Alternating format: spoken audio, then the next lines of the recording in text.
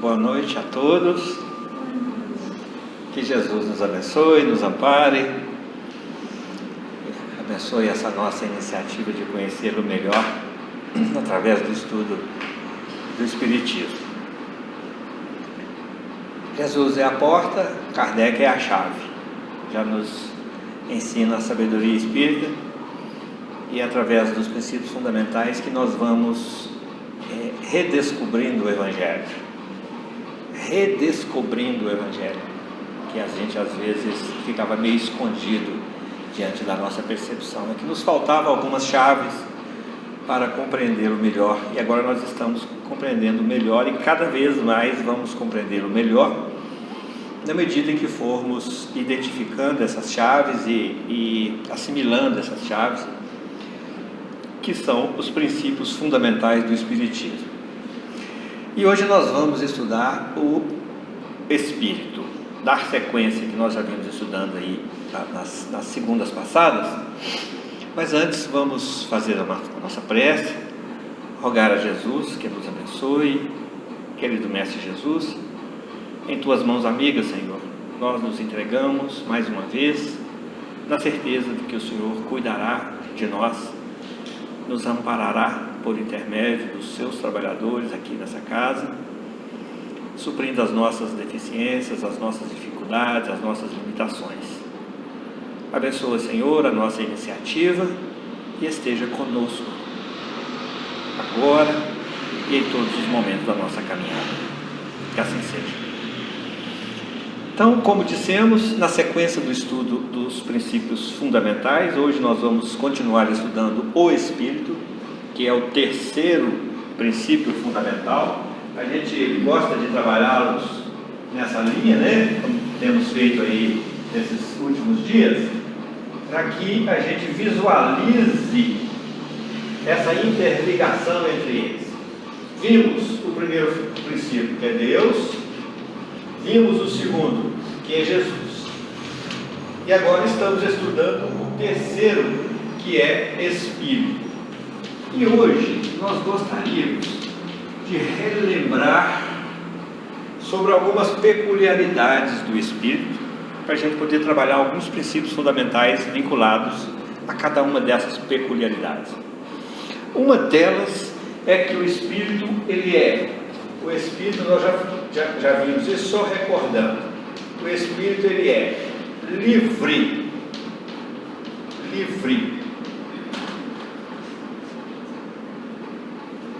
ele é responsável,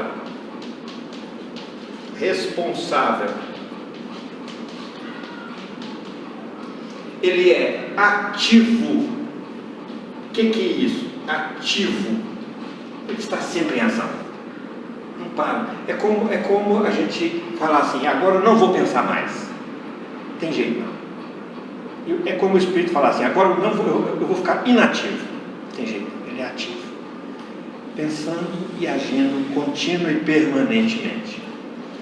Ele é perfectível, está sempre perfectível, está sempre em evolução.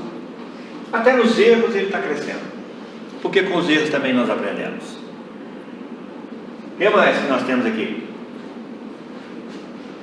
de característica dele? Ele é livre, é responsável, é ativo, ele é único, ele é incorpóreo. Nós vimos no nosso encontro passado e conseguimos entender bem incorpóreo em lugar de imaterial, porque os Kardec pergunta se poderíamos dizer se ele é imaterial. O Espírito fala assim: incorpóreo é o mais correto. Por quê? Porque nós não sabemos, não temos definição dele. Ele, para nós, ele ainda é indefinido. Então, para falar que ele é imaterial, nós estamos já falando que tem uma partícula de materialidade, ou não. Então os espíritos preferem retirar isso e colocar incorpóreo, ou seja, ele vive no mundo dos espíritos enquanto não está encarnado.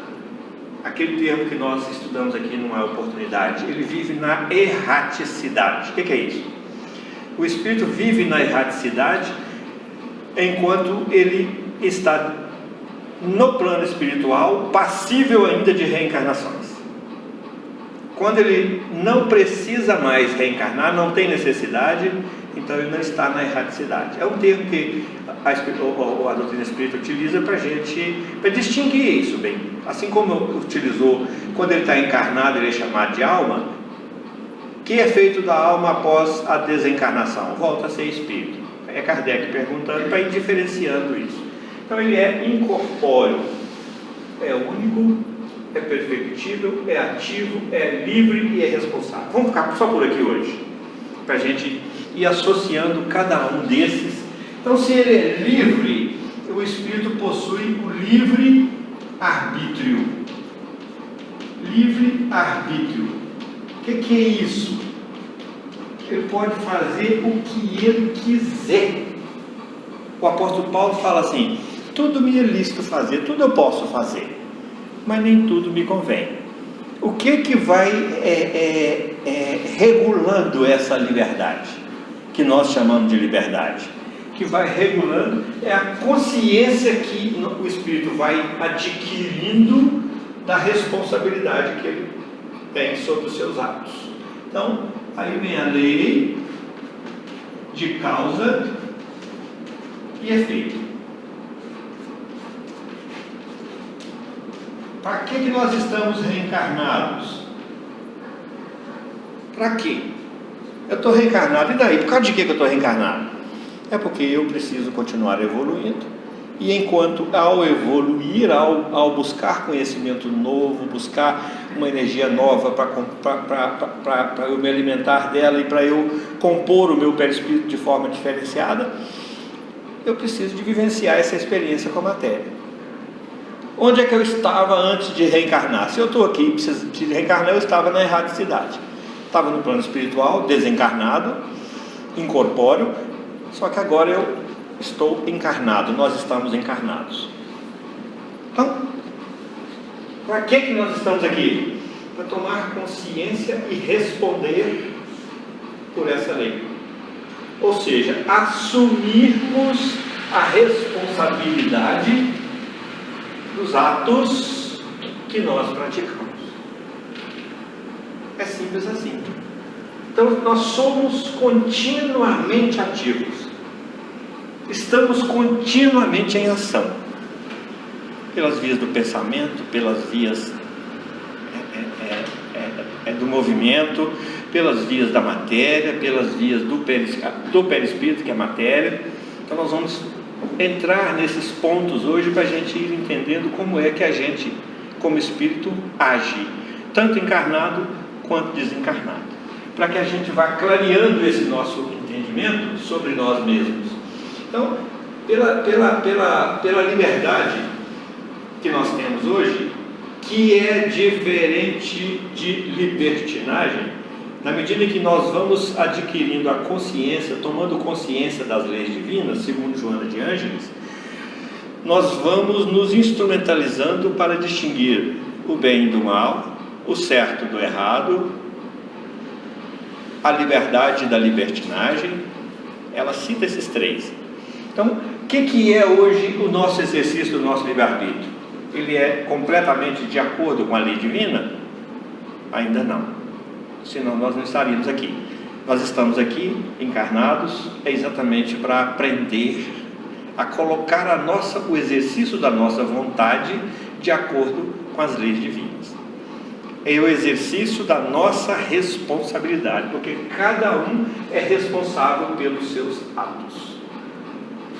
Isso quer dizer para nós o seguinte: todo aquele conceito que nós aprendemos aí através dos tempos, sobre céu, sobre inferno, sobre purgatório, sobre limbo, sobre esses ensinamentos que a gente vinha recebendo, que foram úteis por um tempo, Mas hoje a gente vai entender que se o Espírito é contínuo e permanente, está contínuo e permanentemente em ação, essa ação pode ser trabalho ou não. Porque lá no livro dos Espíritos, os Espíritos definem para nós, Kardec pergunta assim: por trabalho só devemos compreender a atividade física, material? Aí os Espíritos respondem assim: não, trabalho é toda e qualquer ocupação útil. Então, dentro dessa atividade, muitas vezes nós não estamos trabalhando porque não estamos utilizando o senso de utilidade nas nossas ações. Então, isso aí é no conceito, na definição dos Espíritos de trabalho.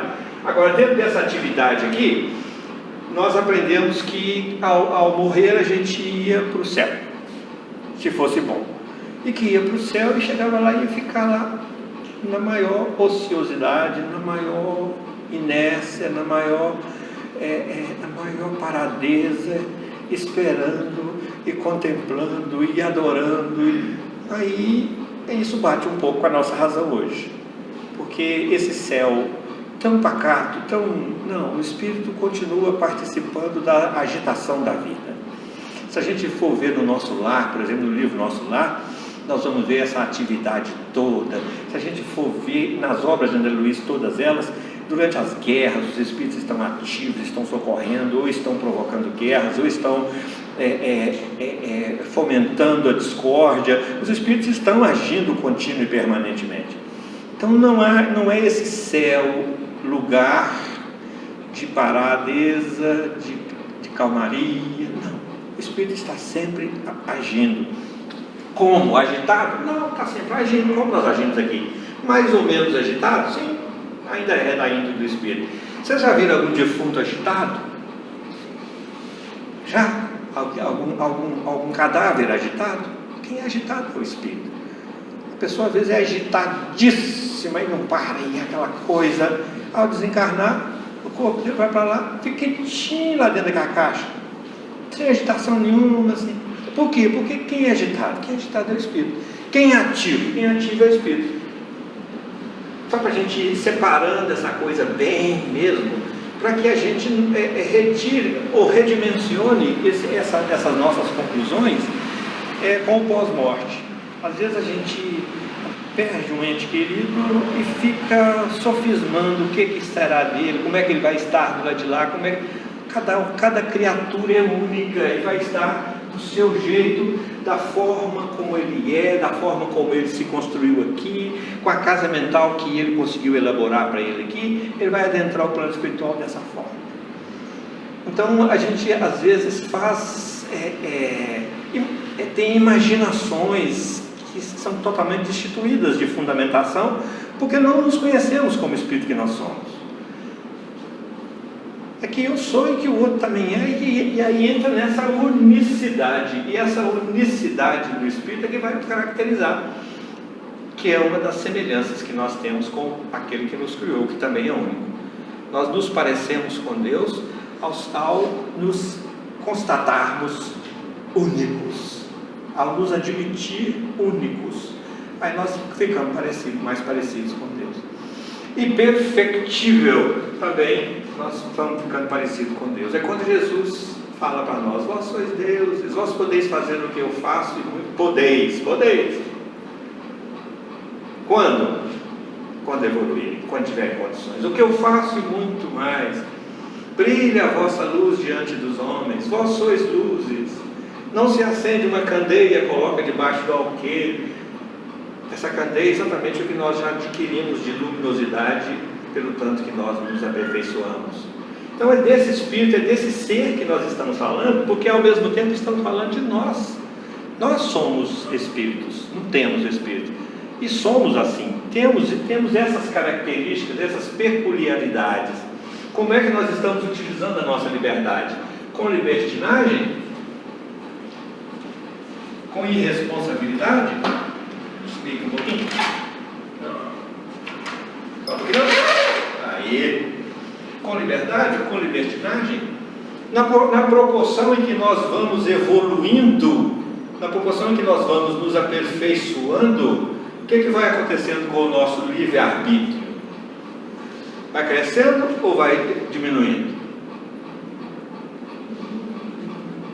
Vai crescendo ou vai diminuindo? Aí nós precisamos parar e perguntar assim: o que eu chamo de livre-arbítrio? É a liberdade de fazer tudo? Se for isso, aí já entra na libertinagem. E na proporção que nós vamos evoluindo e tomando consciência da responsabilidade que nós temos, o nosso livre-arbítrio vai afunilando. Afunilando para onde? Para as leis divinas. Aí nós vamos começando a entrar pela porta estreita. A porta estreita é uma simbologia do quanto nós vamos perdendo daquilo que nós chamamos de liberdade. Aí nós começamos a sermos livres em Cristo. É diferente. É diferente. Conhecereis a verdade vos libertará. De quê? Dessa abertura toda que tem nos levado a assumir a nossa responsabilidade. E só tem um jeito da gente consertar esses erros que nós cometemos na utilização da nossa liberdade. Só tem um jeito, só um. E só nós é que podemos fazer isso. Que é consertando, que é refazendo, que é ajustando, que é jogando lei divina nas nossas ações, nos nossos caminhos, nas nossas práticas. Então essa perfectibilidade ela é inversamente proporcional ao livre-arbítrio. O que nós estamos chamando de livre-arbítrio. Porque essa liberdade, esse livre aqui, é livre com o mundo ou livre com as leis divinas. Então nós temos dois campos de liberdade. Um deles, com o mundo, vai nos conduzir, às vezes, para a libertinagem. Ou seja, o exercício do livre-arbítrio com irresponsabilidade. Agora, com as leis divinas, é a liberdade com Cristo. E aí nós vamos sentindo uma liberdade que nos sacia, que nos alimenta, que nos nutre, porque essa liberdade que a gente tem vivido, ela deixa uma sensação de inesgotável quero mais, pela inconsciência ou pela irresponsabilidade, mas também deixa uma sensação de mais do mesmo que muitas vezes nos deixa enfadonhos, nos deixa enfastiados. É por isso que nós estamos vivendo um momento, a humanidade está vivendo um momento de muita insatisfação consigo mesmo. Os consultórios estão cheios, os laboratórios estão vendendo cada vez mais remédios para tentar porque o processo de busca é muito grande para tentar suprir isso aí. A autoestima tem caído demais, tem descido a níveis muito baixos, até levado a autoextermínio, ao suicídio, que por uma questão de bom senso não é divulgado, mas a gente tem muita notícia, né? Apesar de não ser divulgado, e porque está chegando muito perto da gente, é nas famílias que a gente conhece, entre os amigos, entre os amigos dos nossos meninos com 17, 18 anos, partindo daqui pelas vias do autoextermínio. Exatamente porque fica esse vazio, fica essa insaciedade, fica essa... Agora, a liberdade, o exercício da liberdade com Jesus, ele tem esse diferencial de nos alimentar e de dar para a nossa vida um sentido, porque não é aquele sentido místico que nós estamos falando, é esse sentido de pertencimento a um todo divino. E muitas vezes a gente não tem esse sentimento de pertencimento e fala: o que eu estou fazendo aqui? Vou embora, porque está doendo aqui dentro. E muitas vezes não sempre, quase sempre, sabe-se lá o que passa na cabeça de cada um, porque cada um é único, mas uma sensação, um lugar comum a gente encontra nisso aí. Perdeu o sentido da vida, e aí não vale mais a pena viver. Então aí o espírito pensa, tem esse aqui não pode ficar de fora não, essa particularidade aqui, essa peculiaridade aqui, porque quando se parte por esse caminho é porque o espírito, a criatura pensa, enquanto encarnada, que morreu, acabou, ou que quer ficar livre da dor, do que está incomodando, ou daquele sentimento de insatisfação pela vida. Ele fala: eu vou acabar com isso, né? Então, mas é porque não tem essa consciência firme da imortalidade da alma, não introjectou dentro do seu entendimento assim, mais profundo, dentro do seu psiquismo. Às vezes até a gente tem lido muito sobre isso, às vezes é até repetitivo em outras encarnações, praticou a mesma coisa e vem com essa tendência tão forte. Então, esse conhecimento e fé, não é crença, fé na imortalidade, é uma ferramenta, um recurso, um instrumento para a gente combater esse momento que todos nós estamos sujeitos a ele. Estamos. Quem é que fala assim, não, eu não estou sujeito a isso, eu nunca fiz isso. Então, por isso a gente não igualar nada, cada criatura é única e cada criatura toma esse caminho por uma razão muito dela, por uma razão muito momentânea, e que Jesus recomenda que a gente vigie, mas a gente entendeu vigiar diferente. É vigiar nesse sentido de se vigiar, de se reconhecer como sendo uma criatura imortal, e que não adianta que esse corpo aqui é só de agora, ele é só um instrumento temporário, ele é mutável, ele é transformável, e daqui a pouco ele vai ser transformado em outras partículas da natureza, através dos tempos, e as partículas químicas que compõem esse corpo hoje vai animar outros corpos, vai animar um pé de capim, que o boi vai vir comer o pé de capim, e que está comendo uma molécula minha. Entender isso assim numa visão mais macro dá para a gente um ponto de sustentação muito maior, porque isso tudo vai levar a gente à conclusão de que nós só temos um corpo, e que esse corpo é só um instrumento que se eu quiser ou não, ele vai se transformar até chegar a ser destruído, mas pela natureza, diante das leis da natureza.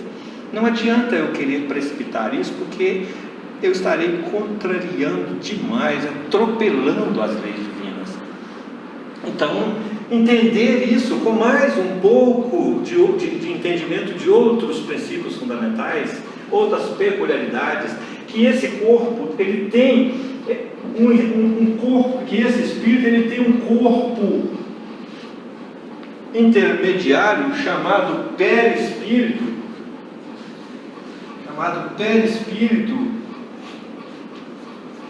O que é o perispírito? O perispírito é o corpo espiritual. Perispírito é o corpo espiritual com o qual o espírito se apresenta, com o qual ele exerce a sua individualidade, exerce a sua identidade, através de um corpo semimaterial. Esse aqui está numa fase sólida. Esse perispírito é o mesmo corpo, semelhante a esse, só que numa outra fase de matéria. Só para a gente entender, uma molécula de água, ela pode assumir a fase de vapor, a fase de líquida e a fase sólida. É matéria. Na natureza nada se cria, nada se perde, tudo se transforma. Então, dentro dessas transformações, é sob determinadas circunstâncias, sob determinadas situações, de temperatura, de pressão, de tempo, para que essas partículas passem pelas transformações. E hoje nós estamos conhecendo, relembrando, porque esse conhecimento ele é milenar, o conhecimento do perispírito. Os egípcios, os gregos, os hindus, nas pirâmides está lá o corpo físico e o perispírito, e o espírito lá aplicando o parto, está lá nas paredes das pirâmides. Isso é muito antigo. Nós é que estamos ainda tateando para entender isso. Isso está chegando para nós até agora. Toda a sabedoria antiga identifica o perispírito como esse corpo com o qual o espírito se apresenta no plano espiritual ao retornar, ao desencarnar. É esse perispírito que a gente precisa de começar a conhecer melhor, porque na hora de tomar caminhos precipitados, a gente lembrar que nós estamos apresentando lá de lá um corpo semelhante a esse, com todas as características desse, só que numa fase espiritual, no outro plano, e que vai todas as mazelas que estão incomodando esse corpo físico aqui. Dar fim a esse corpo não é o suficiente, não é a solução, e que ao sair desse corpo, eu vou levar comigo o meu corpo espiritual, chamado perispírito, espírito que eu sou, com todas as sensações daquele lá. Ou seja, aquilo que é a dor que está me gerando desconforto agora, não vai ser aliviada com a interrupção da vida, porque a vida, ela é imortal. O corpo é mortal, mas a vida é imortal, e a vida tem um outro corpo para representá-lo no plano espiritual, que é o perispírito, que é semelhante a esse aqui, só que num outro padrão de vibração de matéria diferenciada, que nós não conseguimos identificar e não ver. Só que ele vai continuar, ele não é imortal. Imortal é a alma, ele é perene, ele é indestrutível. É assim que ele é identificado, ele é perene. O que é isso? Não acaba. O que é um rio perene? É aquele rio que nunca seca. Então o perispírito é perene. Então nós adentramos o plano espiritual com todas as sensações que tínhamos do corpo e acrescidos das consequências, porque somos responsáveis, acrescidos das consequências do nosso ato impensado, do nosso ato desastroso. Então é só para a gente ir entendendo isso, para a gente utilizar nas horas de fragilidade, porque todos nós estamos sujeitos a essas fragilidades, para a gente utilizar esse conhecimento a nosso favor, e para a gente utilizar esse conhecimento também ao socorrer alguém, ao ouvir alguém, ao conversar com alguém, ao clarear o entendimento de alguém, ao semear esse conhecimento nas mentes que estão às vezes torturadas, estão desanimadas, que estão... Então é desse espírito imortal que nós estamos falando, só que a gente muitas vezes transfere essa imortalidade para um patamar de entendimento que é contra nós, e que a gente precisa de entender que quem é imortal é o espírito, o corpo é mortal, o perispírito é perene. Qual é a função do perispírito? Isso é assunto para daqui a algumas semanas, quando nós vamos estudar o quarto princípio fundamental, que é o perispírito. Fechando o espírito, nós vamos começar a estudar perispírito. O perispírito hoje tem 17 propriedades que nós precisamos de conhecer, e tem 4 funções que nós precisamos de conhecer. Só ir adiantando, uma dessas funções é a função de ser forma do espírito, para um corpo numa próxima encarnação. E se ele é forma, as marcas que ele traz em si refletem no corpo físico daquela encarnação tal. Essa é uma das 4 funções dele. E assim a gente vai ampliando o nosso entendimento até para a gente se vacinar, ficar menos suscetível dessas influenciações espirituais em nossas vidas, e desses baques, desses deslizes, desses vazios que a gente às vezes entra neles, e que a vida perde o sentido. Por que a vida perdeu o sentido? O que é a vida? É isso aqui? Será? Que é a vida imortal? E a vida espiritual? E a vida, a perenidade do perispírito? Se eu não o conheço, há muitos médiuns hoje que praticam mediunidade, há mancheias aí, tanto sistematicamente quanto não, porque todos nós somos mais ou menos médiuns, e esse espírito, nessa atividade, ele está sempre comunicando o espírito. Então há médiuns que não têm a menor noção do perispírito, não conhecem o perispírito. O perispírito é exatamente a ferramenta, porque a mediunidade acontece mente a mente, perispírito a perispírito. Não tem essa questão de chegar e entrar um espírito dentro do médium. Nós vamos estudar isso com carinho quando for estudar mediunidade. Nós estamos falando disso hoje porque estamos falando dessa atividade contínua do espírito. E assim a gente vai entendendo melhor, compreendendo melhor, e vai entendendo, chamando para si uma consciência nova sobre a responsabilidade que cada um de nós tem sobre si. Porque nós vamos ter que responder por cada um dos nossos atos. Vai aqui uma indicação de leitura, uma dica, capítulo 7 do livro Céu e Inferno, chama-se Código Penal da Vida Futura, capítulo 7. Para a gente ter uma noção dessa lei de causa e efeito, uma noção bem mais clara, uma noção de imortalidade da alma, uma noção de vida futura. Como é que vai ser minha vida do lado de lá? Noção, por que noção? Porque noção, nós não temos recurso para saber tudo ainda. mas pelo menos nós começamos a saber, dentro de um padrão lógico, coerente, cristalino, à luz de um entendimento um pouco mais macro de nós mesmos. Que a gente tem se entendido muito numa visão micro, muito numa visão pontual.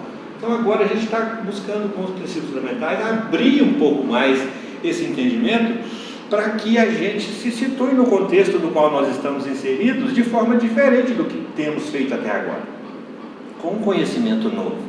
Porque senão vai continuar sendo mais do mesmo, porque enquanto for o mesmo comportamento, teremos também o mesmo resultado. O que o Espiritismo vem é chamar cada um de nós a essa necessidade, chamar a nossa atenção para essa necessidade de conhecimento, de conhecer um pouco mais. Espíritas, amai-vos, sim, porque o Espiritismo veio para clarear o Evangelho, as páginas do Evangelho, para clarear a mensagem do Cristo. E qual foi a mensagem do Cristo? A mensagem de amor. Então os Espíritos recomendam assim: Espíritas, amai-vos, sim, mas instruí-vos, ou seja, busque conhecimento, interesse-se pelo lado espiritual da vida. Porque pelo material a ciência já está nos nutrindo de tantas informações. Agora, e o espiritual? Instrua-se espiritualmente. Amai-vos, mas instruí-vos. E que instruir em quê? A humanidade está correndo atrás da ciência. A revolução científica foi uma grandeza nos últimos tempos. Mas não mexeu com o nosso lado afetivo. Não mexeu tanto com o nosso lado de intimidade, com o nosso psiquismo, nos fez mais cheios de informações materiais e as espirituais. Porque enquanto a ciência cuida do lado material, o Espiritismo cuida do lado espiritual. Por que o Espiritismo? É porque ele traz uma doutrina sistematizada, sem sofismas, com embasamento um no outro, entre os princípios que a sustentam, com sustentação entre esses princípios, que a gente, se um deles cair na incoerência, todo o corpo doutrinário cai na incoerência, e a gente até hoje não tem descoberto nenhuma incoerência nele, e olha que há muita gente estudando o Espiritismo com muita profundidade. Não é com uma reunião por semana, não. Tem gente dedicando-se integralmente ao estudo do Espiritismo. Mentes muito iluminadas, capazes de um discernimento assim infinitamente maior do que o da gente. E que estão nos instruindo, que estão nos fomentando de mais e mais informações, que estão pensando por nós, que estão raciocinando por nós, e nós muitas vezes cruzamos os braços e não nos interessamos por isso. Que sono é esse, que cochilo é esse que a gente está vivenciando, a humanidade está vivenciando, que está tão voltada para a materialidade, esquecendo-se de si mesmo, de si mesma a humanidade, e cada espírito esquecendo de si mesmo também. Isso assim, é para a gente parar e meditar realmente, é para a gente parar e dar um basta no mais do mesmo, porque a gente redefinir caminhos novos, a partir de um interesse novo, porque na medida que a gente vai comendo desse pão, a gente vai ficando mais saciado. Quem nos fala isso é Jesus. À medida que a gente vai bebendo dessa água, se dessedentando nessa água do saber espiritual, a gente vai ficando com menos sede. Senão a gente vai continuar bebendo água e com a mesma sensação de sede, comendo e com a mesma sensação de fome. É porque nós não estamos sendo seletivos no nosso alimento. Nós ainda estamos muito focados na materialidade, e o nosso alimento espiritual necessariamente tem que ser, o nosso alimento do Espírito necessariamente tem que ser o alimento espiritual, para nos conduzir à espiritualização de nós mesmos, ou seja, essa identificação nossa conosco mesmos, que é a perda do sentido da vida, é a perda da própria identidade, a perda do sentido de si mesmo. É exatamente porque não há a materialidade, ela é volátil, e ela se perde com muita rapidez, com muita facilidade. E aí, quando necessita do alimento espiritual, nós não o cultivamos, nós não o buscamos, e aí a vida fica sem sentido. Então, é uma ferramenta para a gente combater esses deslizes que a gente dá aí nessa imortalidade da alma, porque um autoextermínio, um suicídio, é só um pequeno deslize que a gente cometeu, se a gente for considerar a imensidão dessa vida imortal. Mas não é só um deslize, é um deslize muito sério que a gente sabe que é, porque nos cerceia a própria oportunidade de continuar crescendo, de continuar evoluindo. Então é nessa linha que a gente quer continuar conversando com vocês. Vamos dar uma paradinha aqui só para a gente ajustar o equipamento aqui. Daqui a uns minutinhos nós estamos de volta com o segundo bloco da noite. Tá? Até já. Muito obrigado.